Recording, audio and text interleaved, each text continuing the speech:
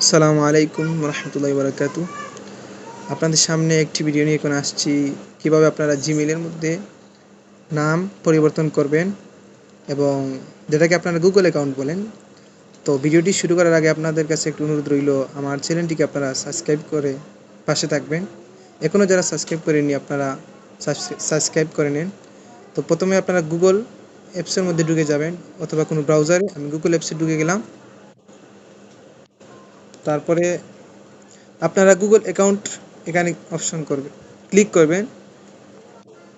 Click করার পরে এখানে দেখতে পাচ্ছেন অনেক ইনফরমেশন আছে, personal information, data and privacy, security.